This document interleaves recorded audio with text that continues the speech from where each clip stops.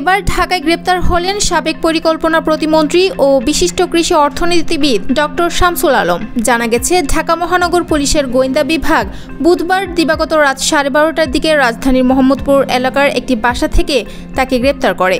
ডিএমপির গণমাধ্যম ও জনসংযোগ বিভাগের উপপুলিশ কমিশনার মোহাম্মদ তালিবুর রহমান এই তথ্য নিশ্চিত করেছেন। ডিবির যুগ্ম কমিশনার মোহাম্মদ রবিউল হোসেন ভুইয়া জানান, তাকে মিন্টো রোডের ডিবি কার্যালয়ে রাখা হয়েছে। তার বিরুদ্ধে মামলা রয়েছে, আজই তাকে আদালতে তোলা হবে। তালিবুর রহমান জানান, তার বিরুদ্ধে বিভিন্ন থানায় একাধিক মামলা রয়েছে। আইনগত প্রক্রিয়া ইতোমধ্যে প্রক্রিয়াধীন রয়েছে।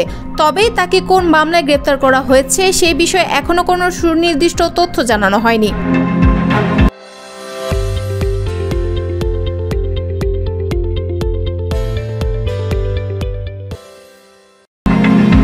সূত্র জানায়, সম্প্রতি বৈষম্য বিরোধী ছাত্র আন্দোলনের সঙ্গে সংশ্লিষ্ট কিছু মামলায় তার নাম আসায় তাকে আটক করা হতে পারে।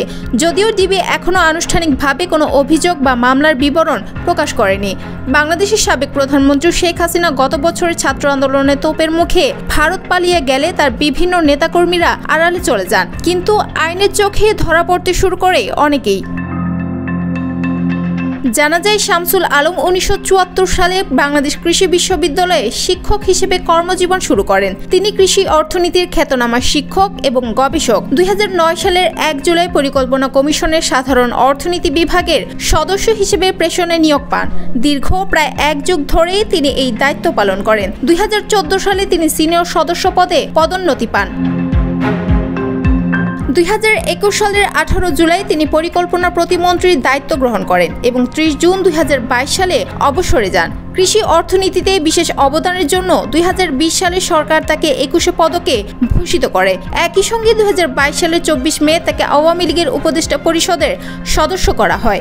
যুক্তরাজ্য থেকে অর্থনীতিতে পিএইচডি ডিগ্রিধারী ডক্টর শামসুল আলম বিশ্বের 4টি বিশ্ববিদ্যালয়ে ভিজিটিং প্রফেসর হিসেবে কাজ করেছেন।